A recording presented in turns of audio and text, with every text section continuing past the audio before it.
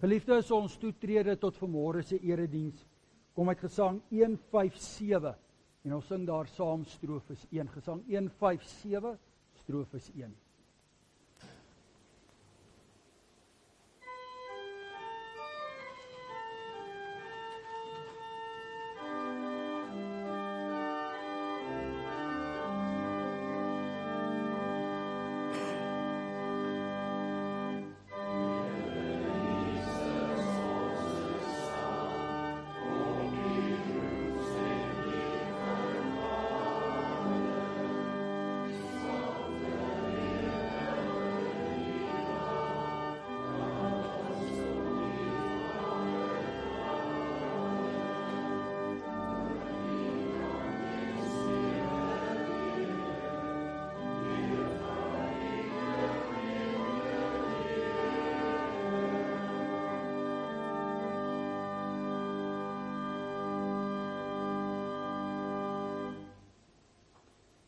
Geliefdes, by hierdie doopgeleentheid hoor ons weer die woorde van die Here Jesus. Toe hy gesê het, laat staan die kindertjies en moet hulle nie verhinder om na my toe te kom nie, want die koninkryk van die hemel is juis vir mense soos hulle. Geliefdes, genade, barmhartigheid en vrede word aan u geskenk deur God ons Vader, Jesus Christus ons Here, deur die kragtige werking van die Heilige Gees. Amen. Gemeente, ons sing tot lof van die Here uit Gesang 577, strofes 1 tot 5.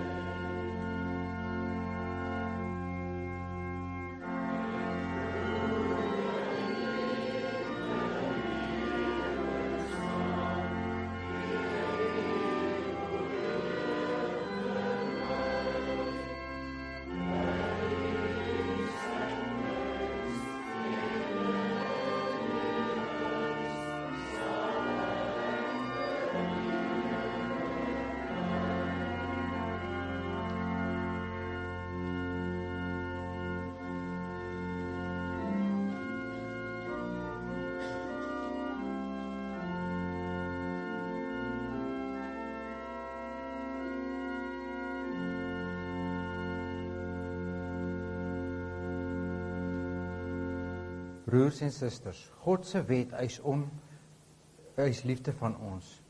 Hoor hoe som Jesus die wet vir ons op in Matteus 22 vers 35 tot 40 op. En een van hulle, 'n wetsgeleerde, het hom met 'n vraag probeer vastrek. Meneer, vra hy, wat is die grootste gebod in die wet? Jesus antwoord hom: Jy moet die Here jou God lief hê met jou hele hart en met jou hele siel en met jou hele verstand. Dit is die grootste en eerste gebod. En die tweede wat hiermee gelyk staan is: jy moet jou naaste lief hê soos jouself.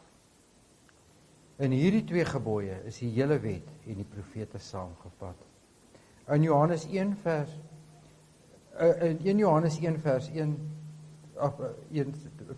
9 staan daar: maar as ons sondes bely, hy is getrou en regverdig. Hy vergewe ons sondes en reinig ons van ongeregtigheid. Laat ons sondes bely. Kom ons sing Gesang 235 vers 1 en 2.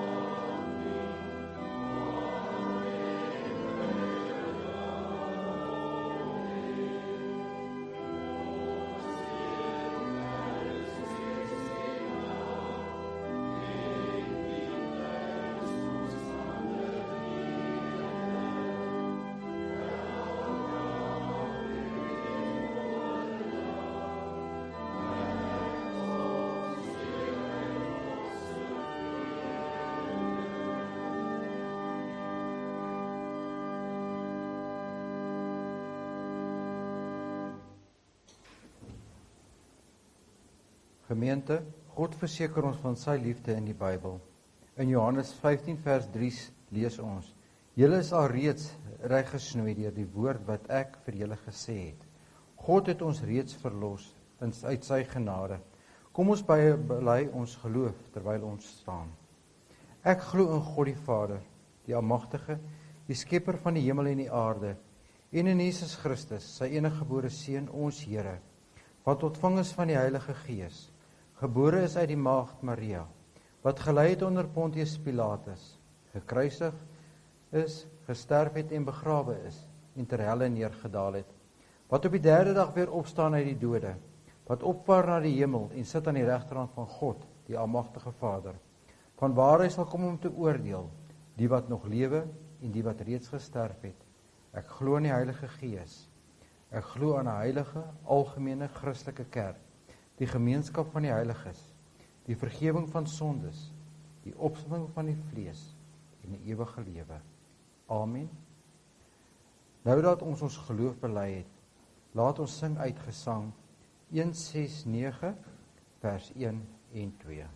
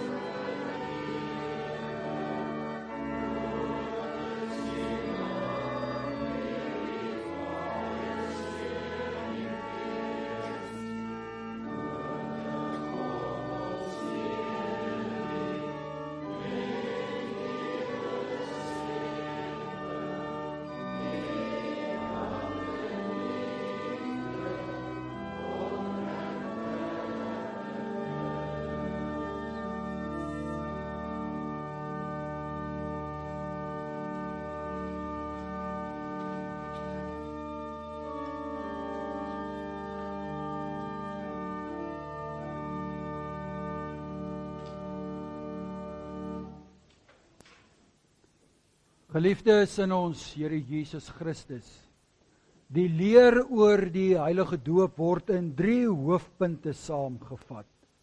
Die eerste hoofpunt is dat ons en ons kinders van ons eerste lewensoomblik af sondig is en in sonde gebore word en daarom onder die oordeel van God staan, sodat ons nie in sy ryk kan kom nie, tensy ons weergebore word.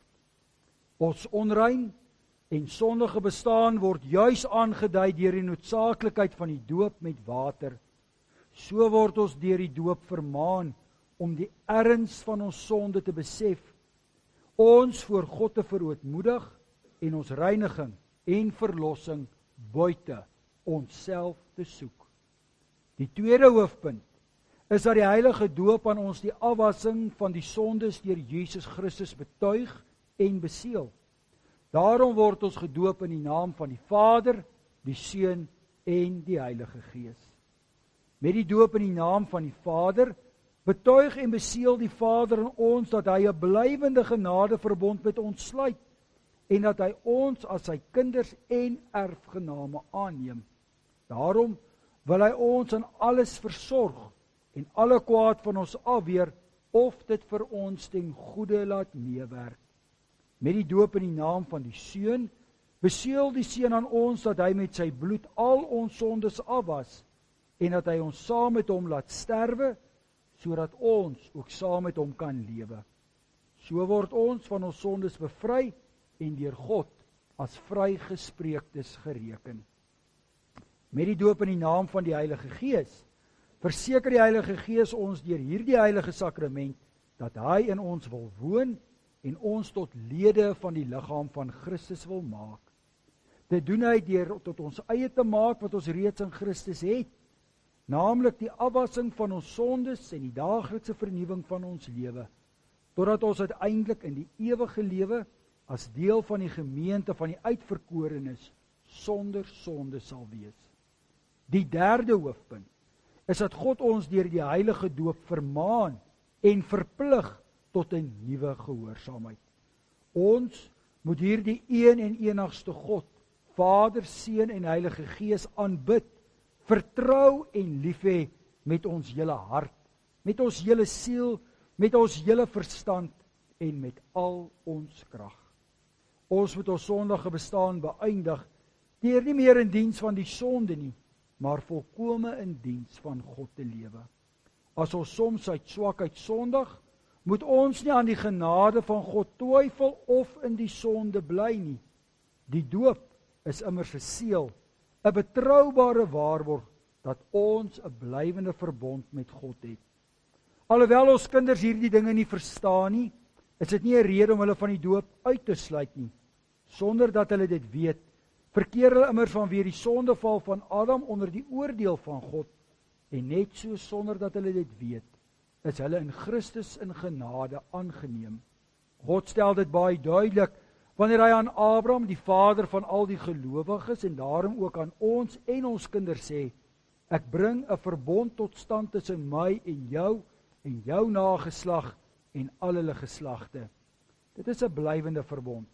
Ek sal jou God wees en ook die God van jou nageslag. Daarvan getuig Petrus ook met hierdie woorde: wat God beloof het, is vir julle en vir julle kinders en vir almal wat daar ver is, vir almal wat die Here ons God na hom toe sal roep. God het vroeër beveel dat kinders besny moet word, want dit was toe die seël van die verbond en van die verlossing deur die geloof. En omdat hulle verbondskinders was, het Christus ook sy arms om hulle gesit, die hande opgelê en hulle geseën. Omdat die doop nou in die plek van die besnydenis gekom het, moet die kinders as erfgename van die ryk van God en sy verbond gedoop word. Daarom is ouers verplig om hulle kinders, soos hulle opgroei, hieroor breedvoerig te onderrig. Geliefdes, terwyl u so sit, kom laat ons saam bid tot God. Almagtige, ewige God, ons aanbid u vanweë u onmeetlike barmhartigheid, dat u in genade oor ons en ons kinders ontferm het. Ons bid dat U ook deur U Heilige Gees en in U Seun Jesus Christus ook hierdie dopeling vanmôre in U liggaam sal inlyf. Ons bid, Heer, dat U ook met hierdie seentjie sal wees, maar ook so met hulle as ouers en gesin, maar ook met familie. Dankie, Heer, dat ons as gemeente ook in hierdie oggenduur die voorreg het om ook hier saam te wees. Want hierdie oomblik, hierdie geleentheid bring ons ook weer tot die besef van U genade, dat elkeen van ons gedoop is, dat U ons deel gemaak het van U liggaam, van U kerk, van U Seun Jesus Christus. Ons dankie, Heer, dat daardie belofte ook vas en seker staan, dat ons ook erfgename is van die ewige ryk. Ag Vader, ons leef in 'n tyd waar daar soveel aanslag is, soveel moedswilligheid is, veral om ons kinders af te rokkel van U. Daarom bid ons, Heer, dat U ons sal seën en sal lei, dat ons sal sterk staan in die geloof, dat elkeen wat ook by die opvoeding en die opgroei betrokke is van 'n kind, Heer, dat ons dit by die nodige verantwoordelikheid en erns sal behartig, dat ons hierdie toekomstige generasie en geslagte ook reg sal voorberei om te kan sterk staan in hierdie wêreld, maar in die besonder, Heer, in die verkondiging en in die leef van die evangelie. Vader, ons bid, ook as ons later uit U woord gaan saamlees, dat U ook U woord vir ons sal ontsluit, dat ons ook die waarde van U genade en liefde en sorg sal vind, dat U woord ons ook sal lei op ons lewenspad, en wat ons ook al sê, wat ons ook al dink, wat ons ook al doen, dat dit sal strek tot U eer en tot vestiging en opbou en die versterking van U koninkryk. Vader, dit bid ons in nederigheid, maar ook in afhanklikheid, in die naam van ons Heer, Jesus Christus. Amen. Geliefdes, ons vra dan nou dat die doopouers asseblief na vore sal kom. Teens en Loriska, julle het gehoor dat die doop 'n instelling van God is om aan ons en ons kinders sy verbond te beseël. Daarom moet ons dit vir die doel en nie uit gewoonte of bygeloof laat bedien nie. Sodat dit kan blyk dat u dit glo en aanvaar, moet julle eerlik op die volgende vraag antwoord. Aanvaar julle dat ons kinders van hulle eerste lewensoomblik af sondig is en in sonde gebore word, in die ellende van die sonde en onder die oordeel van God verkeer? Bely julle dat hulle nogtans deur Jesus Christus verlos is en daarom as lidmate van sy gemeente gedoop behoort te wees? Bely julle ook dat die leer van die Ou en die Nuwe Testament, wat in ons belydenis saamgevat is en in die kerk hier geleer word, die ware en volkome leer van verlossing is? En ten slotte, beloof julle, en is dit julle voorneme, om hierdie seentjie van julle, sodra hy dit kan verstaan, hieroor na julle vermoë te onderrig en te laat onderrig? Wat is hierop julle antwoord? Gemeente, ons gee dan nou geleentheid vir die doopeling om ingebring te word, en ons sing nou saam uit Gesang 292, strofes 1 en 2.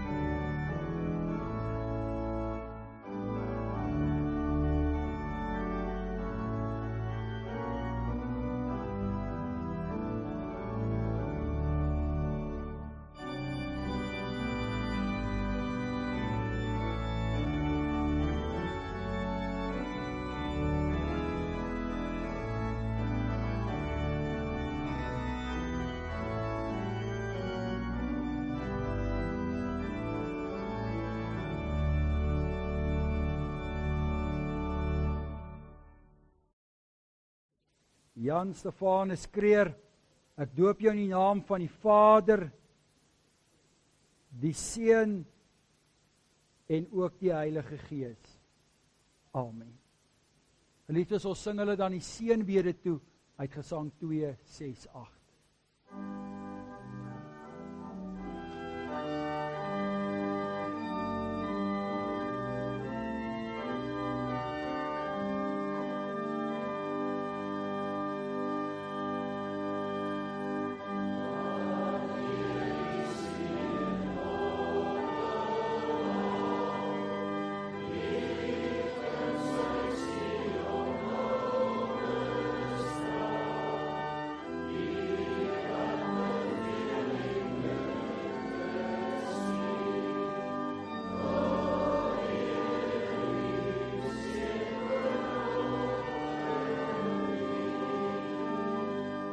Ons maak vanmôre die Here se woord oop en ons gaan saam lees daar uit die Nuwe Testament. En ons gaan saam lees daar uit die Johannes Evangelie, Johannes hoofstuk 15, daarvan af vers 1 tot en met vers 8. Wat hierdie gedeelte so besonders maak of interessant maak, is dat dit een van twee gelykenisse is wat die Johannes Evangelie vir ons opgeteken het. Ons gaan dan saam lees daar in hoofstuk 15, daarvan af vers 1 in die Kanselbybel, is dit op bladsy 158 van die direkte vertaling. Die opskrif van die perikoop is druiwestok en lote. Ek is die egte druiwestok en my Vader is die landbouer. Elke loot aan my wat nie vrug dra nie, sny hy weg, maar elkeen wat vrug dra, snoei hy skoon, sodat dit meer vrug kan dra. Julle is egter reeds skoon deur die woorde wat ek vir julle gesê het. Bly in my, soos ek in julle. Net soos die loot nie uit sy eie vrug kan dra, as dit nie in die druiwestok bly nie, so julle ook nie, as julle nie in my bly nie. Ek is die druiwestok, julle die lote. Wie in my bly, en ek in hom, hy dra baie vrug, want sonder my kan julle niks doen nie. As iemand nie in my bly nie, word hy soos 'n loot buite uitgegooi en verdroog. Hulle maak dit bymekaar en gooi dit in die vuur en dit brand. As julle in my bly en my woorde in julle bly, vra dan wat julle wil en dit sal met julle gebeur. Hierdeur word my Vader verheerlik, dat julle baie vrug dra en my disippels kan wees. Geliefdes, tot sover ons skriflesing. Wie 'n kind van die Here is, luister na die woord van God. Geliefdes, ek vestig die aandag daarop vers 4, daaruit Johannes 15. Bly in my, soos ek in julle. Net soos die loot nie uit sy eie vrug kan dra, as dit nie in die druiwestok bly nie, so julle ook nie, as julle nie in my bly nie. Bly in my, soos ek in julle. Liefdes, as ouers, as grootouers, as gemeenskap is ons maar baie kere bekommerd oor ons kinders. Na aanleiding ook van bepaalde gebeure hierdie week in die nuus oor kurrikulums wat verander is, wonder mens soms en vra mens soms die vraag, is daar nog enigsins plek vir ons kinders in hierdie ou wêreld? Gaan ons kinders werklik hulle regmatige plek of deel in hierdie ou lewe vind? En 'n mens sien hoe baie moeite ouers doen om hulle kinders daardie ou plekkie in die lewe te gee of te bied. Anders te sê, ons het tog hierdie bekommernis dat ons kinders nie deel sal wees van hierdie lewe nie. En daarom doen ons moeite. Daarom moet ons die regte kleuterskool soek, dat daar die regte opvoeding gegee word, daar die regte onderrig. Ons stuur ons kinders vir 'n klomp ding om seker te maak dat hulle ook goed voorberei is as hulle die dag moet skool toe gaan. Ons doen moeite om die regte skool te kry, dat hulle kan deel wees van die regte laerskool. Deesdae is dit ook 'n groot storie om jou kind by 'n bepaalde skool van keuse in te skryf. Dan praat ons nie eers van hoërskole nie. Hoërskole maak nogal baie daarvan, dat as jy deel is van ons, is jou toekoms oop. Ja, ouers ry ver, ouers spandeer 'n klomp geld, sodat hulle kinders tog net deel kan wees van 'n wenskool. Dan praat ons ook nie eers van tersiêre opleiding nie. Ons kinders moet tog net deel wees van 'n goeie tersiêre inrigting. Ja, geliefdes, en as hulle eendag die werk betree, dan is daar ook daardie hoop en verwagting, dat as ons kinders deel gemaak het van al hierdie besonderse plekke, hierdie plekke van uitnemendheid as dit kom by onderrig, dat ons kinders daarom hopelik eendag by 'n plek ook sal wees van uitnemendheid. Hulle kan deel wees dalk van 'n groot korporasie of maatskappy, dalk in 'n belangrike land, of 'n groot land, 'n invloedryke land, dalk sal kan gaan werk. Ja, geliefdes, soveel moeite, soveel tyd, dat ons kinders tog maar net hulle regmatige plek of deel sal vind in die lewe.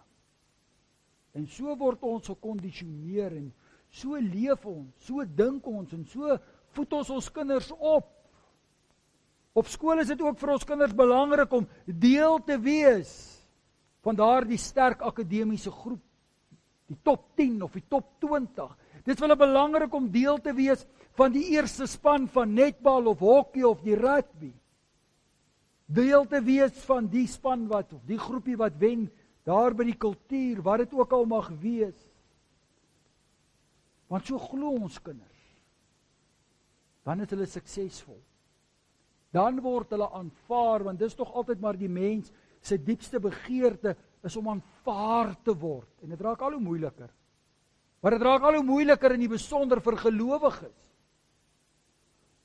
Broer en suster, dalk is hy vanmôre vir jou skok, maar dit behoort nie te wees nie. Maar die kerk en die gelowige is vir hierdie wêreld lankal nie meer aanvaarbaar nie. Die wêreld sien ons nie deel meer van die samelewing nie. En hierdie pogings word al hoe duideliker, hoe die Christelike beskouing, die Christelike maatstawwe uitgeskei word. Wat 'n sekere mate hervorm moet word, aangepas moet word, dat as jy deel wil wees van 'n wenspan, moet jy jou geloof maar daar in jou binnekamer, daar eenkant gaan beoefen. En dit, geliefdes, bring ons by hierdie gedeelte wat ons vanmôre saam gelees het, 'n baie bekende gedeelte, 'n baie bekende gelykenis, of 'n baie bekende metafoor kan 'n mens sê, 'n beeld wat die Here Jesus hier gebruik, wat bekend was in daardie tyd. Hierdie gedeelte wat gaan oor 'n wingerd, heel waarskynlik was die Here Jesus en sy disippels naby aan 'n wingerd, aan so 'n boord gewees, en na die klomp wingerdstokke en lote na verwys. Hulle het dit baie goed geken in daardie samelewing. En dan gebruik hy dit om 'n bepaalde saak op die tafel te plaas. En hierdie saak wat die Here Jesus hier op die tafel plaas, gaan oor hierdie verhouding, of anders gesê, hierdie verbintenis tussen ons en hom. Tussen ons en God. Ek moet 'n bietjie terugvat na die gemiddelde gedagtegang van daardie tyd. En as ons dit ook lees in die Ou Testament, sien ons dat daar 'n bepaalde kloof was, 'n bepaalde verwydering tussen God en mens, en die besonder ook tussen God en sy volk. Ons lees aanvanklik, en het al baie keer in die prediking daarna verwys, na daardie besonderse oomblik net na die skepping toe God die mens geskaap het, en hoe daardie verhouding was, daardie verbintenis, daardie kontak tussen God en mens, daardie nabyheid. Dat alles wat die mens nodig gehad het na liggaam en siel, het die mens van God ontvang. Maar dan die sondeval, daardie breuk, daardie kraak tussen God en mense, waar die mens eintlik maar pens en potjies beskikbaar raak ook vir die duiwel. En die duiwel se poging, hierdie duistere magte se poging, om die mens juis van God te vervreem. En dan lees ons in die Bybel van talle voorbeelde, waar dit ook suksesvol was. Hierdie totale kloof tussen God en sy volk. Maar daar was altyd hierdie belofte, dat God die een sou wees, wat hierdie verhouding sou herstel. Ja, die menslike pogings, die menslike beloftes het maar keer op keer uitgeloop op niks. En dan stuur God sy seun na hierdie wêreld. En dit is nogal interessant, broer en suster, as 'n mens weer die evangelies gaan lees, om te gaan sien aanvanklik hoe die mense nogal in hulle hordes opdaag om die Here Jesus te volg. Hulle wou so graag deel wees van hierdie fenomeen, hierdie man uit Nasaret, hierdie man wat opgetree daar in die streke van Galilea, hierdie man wat mense gesond gemaak het, blindes laat sien het en krepeles laat loop het, hy wat mense genees het van melaatsheid, hierdie man wat op 'n besonderse wyse ook die woord verkondig het, hierdie profesie aangeraak het en daarop aanspraak gemaak het, dat hy die een was wat dit tot vervulling gebring het.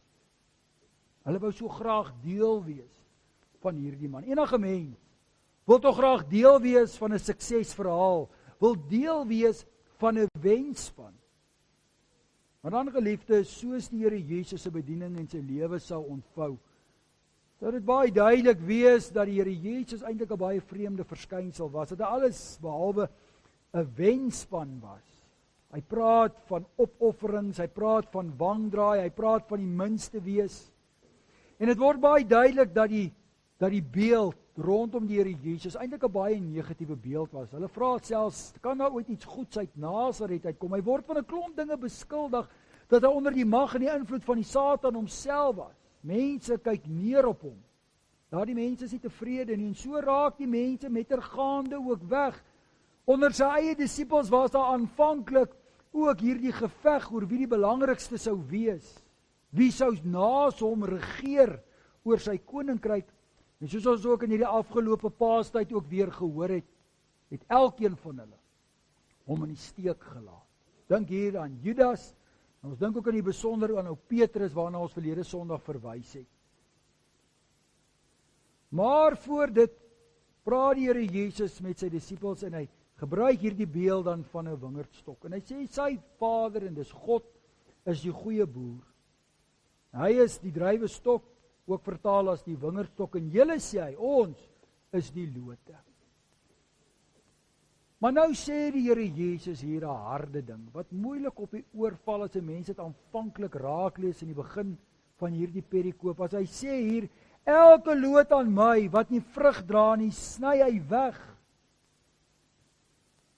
Met ander woorde, elkeen wat nie voldoen aan bepaalde vereistes nie, elkeen wat nie vrug dra nie, elkeen wat nie goed genoeg is nie, sny hy weg.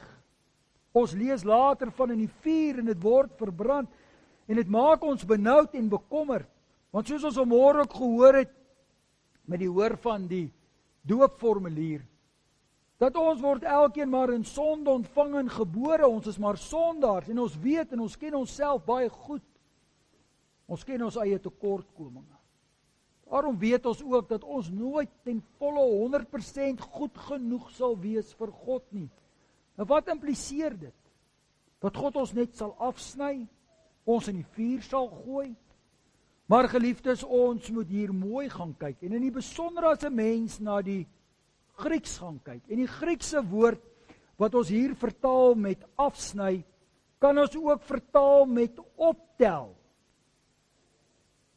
En dit is beide hierdie vertalingsmoontlikhede. Is ook van toepassing op hierdie gedeelte. Want die Here tel op.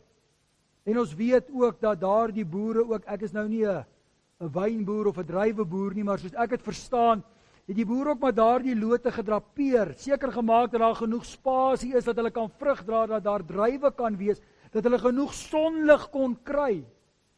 Kyk dat daar nie allerhande pest en pla en onkruid is wat hierdie lote kan beskadig nie.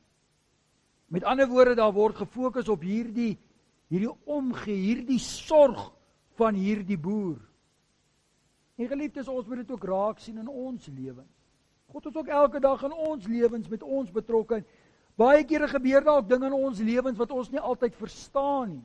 En elkeen van ons wat 'n ouer is, wat grootouers is, wat kinders en kleinkinders het en hulle 'n bietjie 'n paar tree in die lewe gestap het, weet Dat daar kom dinge oor 'n mens se lewe wat jy nie voorsien het nie. Daar's baie kere dinge wat vir jou hart tref. Baie kere is dit so asof die Here met 'n snoeisker in jou lewe besig is. En dan vra ons baie kere die vraag, die hoekoms en die waaroms. Maar die ou mense het altyd 'n mooi sê ding, tyd genees. Martin Luther het gesê, die sin van die lewe is om soos die Hebreëse Bybel wat jy van agter af vorentoe lees. Jy moet baie keer in jou lewe stil staan en terugkyk.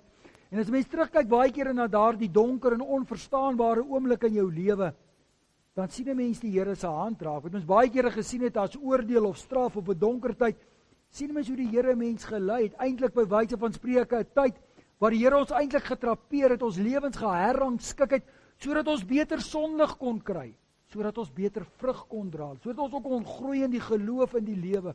Ons sê so baie kere vir mekaar dat swaar kry maak 'n mens sterk. So leer Paulus ons ook. Volharding kweek egtheid van geloof. Ons het verlede Vrydag met Goeie Vrydag ook daarna verwys. Maar geliefdes, nou kom ons by die vraag, wat verwag die Here van ons? Nou so wat toepassing ook vanmôre, waar ons ook Andrei gedoop het. Wat verwag die Here ook van hierdie ou klein seentjie? Wat verwag die Here van ons as ouers en grootouers en gemeente? En nou sal ons onmiddellik kon sê in die hand van hierdie gedeelte, ja, ons moet vrug dra. Maar soos ons reeds gesê het, dis moeilik. Want veral as mens al kinders groot gemaak het, soos Altians en Oriska ook aan getuig, jy kan jou kinders hoe mooi leer, hulle maak maar foute, hulle is maar 'n klomp sondaartjies, ek sê altyd, 'n mens moet hulle maniere leer, om stout te wees kom van self. Die verkeerde goed kom van self, dit leer 'n mens hulle nie. Nee, dit vat 'n lang pad om hulle daardie regte goed te leer. So wat bedoel die Here hier? Broers en susters, as ons weer mooi na hierdie gedeelte gaan kyk, sê die Here nie hier ons moet vrug dra nie, want op ons eie kan ons nie, dis die punt. Ons teksvers vanmôre sê vir ons hier in vers 4, bly in my, soos ek in julle. En weet jy broers en susters, dis kosbare woorde hierdie, so kosbaar en betekenisvol ook ten opsigte van die doop, want die doop is die seël, die bevestiging daarvan. Wat hierdie ou klein seentjie en elkeen van ons is op die Here Jesus ingeënt. Ons is die lote. Maar die belangrike fokus hier is dat Jesus Christus is die wingerdstok. Hy is die druiwestok. Hy is die een uit wie daardie loot alle voedingswaarde, alle krag uit moet put. Maar nou kom die vraag vanmôre. Wie is hierdie druiwestok? Liefdes, dan kyk ons na die Bybel en ons gaan lees weer wat die Bybel vir ons skryf oor hierdie wingerdstok. Dan sien 'n mens 'n paar dinge raak wat mense 'n bietjie ongemaklik laat voel. En nie net vir ons nie. Dit het mense ook ongemaklik laat voel in daardie tyd. Na die vreeslike ophef oor die wonderwerke en die prediking, tipies mens, het hulle 'n bietjie gaan navorsing doen, ondersoek doen. Jy gaan kyk na hierdie man se karakter. Wie is hy? Waar kom hy vandaan? Hoe lyk sy verlede? Waarvan was hy deel? In die eerste plek, sy ma was 'n jong muisie wat swanger geword het. Hulle sê dit kom van die Heilige Gees, maar dit kan mos tog nie waar wees nie. Hy is gebore in Bethlehem, in 'n stal. Hulle het hom geplaas in 'n krib. Kan jy self indink hoe vuil en hoe dit moes geruik het. Op 'n stadium moes hy as kind vlug na Egipte, want hulle wou hom doodmaak. En het julle gehoor, hy het groot geword in Nasaret? Kan daar ooit iets goeds uit Nasaret uitkom?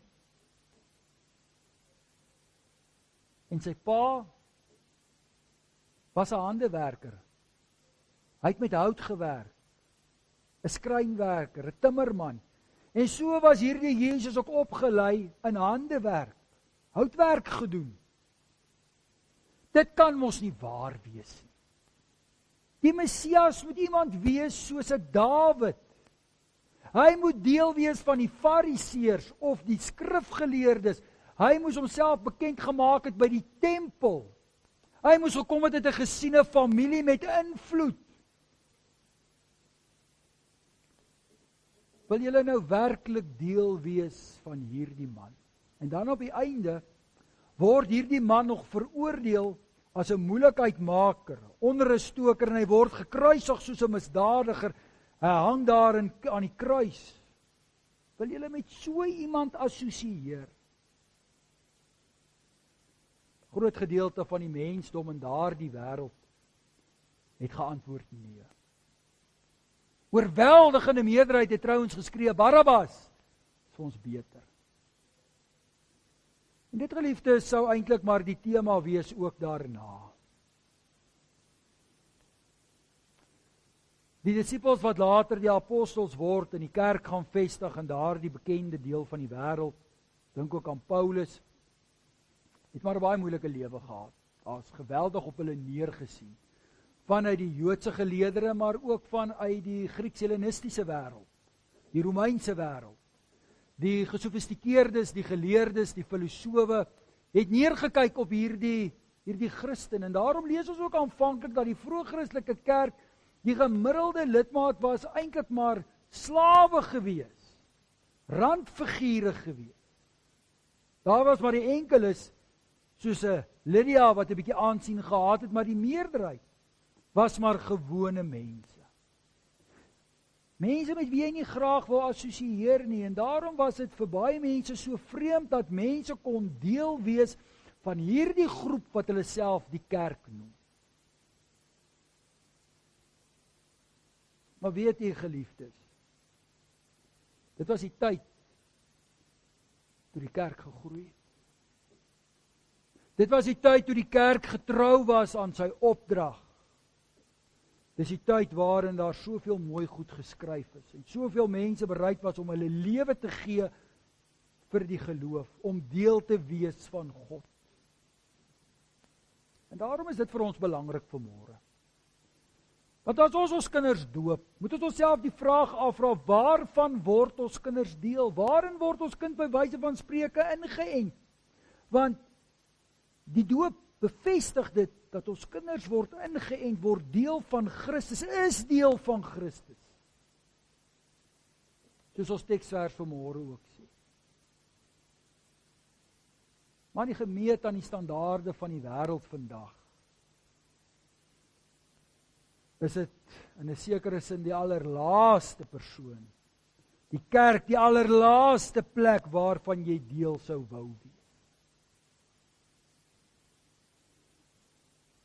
Want hierdie Jesus, as ons gaan lees wat hy geleer het, en ons gaan kyk in die besonder na die bergpredikasie en die goed wat hy van ons vra, die minste te wees, om nederig te wees, om oordentlik te wees, om die wang te draai, om vir jou vyande te bid, om opofferings te maak, om die Here te dien, om jou kruis op te neem as jy hom wil volg.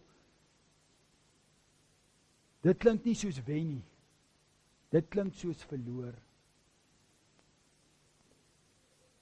En tog is dit waartoe die Here Jesus ons roep. Tog is dit waartoe ons kinders van deel maak. In daardie omgewing en daardie milieu voed ons kinders op. En soos ons vroeër vanmôre gesê het, doen ons soveel moeite om ons kinders tog net deel te kry aan wenspanne en wengeleenthede. Maar die belangrikste vir ons as gelowiges is om ons kinders op te voed in die weë van Christus, in die weë van God. Want by wyse van spreuke, broer en suster, die wen waarvan God praat is nie 'n wen in hierdie wêreld nie. Daardie wen vind ons by die ewige lewe. Jy weet, ek sê dit by elke doopgeleentheid en ek herhaal dit vanmôre weer. Ons sê so baie keer, 'n mens vat niks met jou saam in hierdie lewe as jy die dag hierdie wêreld verlaat nie, maar dis nie waar nie. Die enigste iets wat 'n ouer kan saamvat, wat 'n mens kan saamvat die ewigheid in, is jou kinders. Dis al, met jou kinders. Daarom is dit so belangrik dat ons vanmôre weer gekonfronteer word met die doop. Dat ons weer sal besef van wie is ons deel? Van Jesus Christus. Wat verwag die Here Jesus van ons? En sy Gees wat in ons woon. Dit gaan nie net daaroor om ons kinders te leer om die regte goed te doen of te sê nie. Wat reg en wat is verkeerd nie, dit is belangrik, maar dit lê op 'n dieper vlak. Hierdie teksgedeelte roep ons op dat ons kinders sal leer om 'n lewende verhouding met God te hê. Dat die kinders sal besef dat God in hulle woon, dat God met hulle pad stap, dat hulle deel is van God se groter saak. Dit, geliefdes, is die belangrikste. En dis waarvoor elke ouer moet bid en elke ouer moet werk. Want dan, geliefdes, as ons so leef in hierdie besondere verhouding wat God tot stand gebring het en wat God in stand hou, God wat ook maar in ons snoei en God wat ook met ons besig is elke dag, dan kom die vrugte. En ons sien dit ook in ons kinders raak. Dan gaan dit nie net primêr oor kinders wat presteer en uitstyg nie. Dit gaan oor gehoorsame kinders. Dit gaan oor kinders van God. En nou hoor ons weer die woorde waarmee ons vanmôre hierdie diens begin het, waar die Here Jesus gesê het, laat staan die kindertjies en moet hulle nie verhinder om na my toe te kom. Want, sê hy, is so mooi, die koninkryk van die hemel is juis vir mense soos hulle. Kinders wat afhanklik is van hulle God. Kinders, lote, wat ingeënt is op die druiwestok, Jesus Christus. Amen. Geliefdes, ons sluit vanmôre af deur die pragtige Psalm te sing. Ons sing daar saam uit Psalm 139 en ons sing daar saam strofes 1, 3, 4 en 5. Ons sing dit staande en bidend, waarna u bly staan vir die uitspreek van die seën en dan sing ons saam daaruit Gesang 519 strofes 4. Gesang 519 strofes 4. Ekskuus, nee, ek is verkeerd. Gesang 159. Ekskuus, ek wat weer 'n fout gemaak het. 159 strofes 4. Geliefdes, ons sing dan nou saam uit Psalm 139 strofes 1, 3, 4 en 5.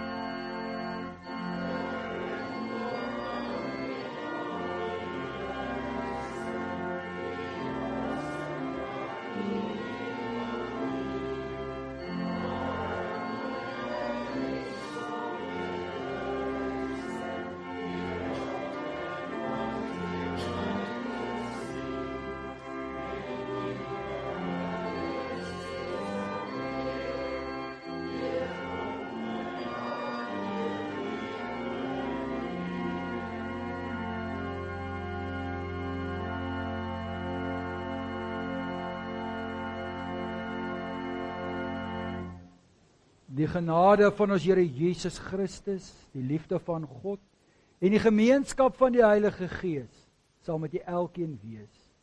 Amen. Askies tog, dit is 519. Is dit wat ek opgegee het? Is ek wat dit hiervoor verkeerd gesê het? Askies. Groot askies. Hou hom wat ek gesê het, 519 strofes 4. Dankie.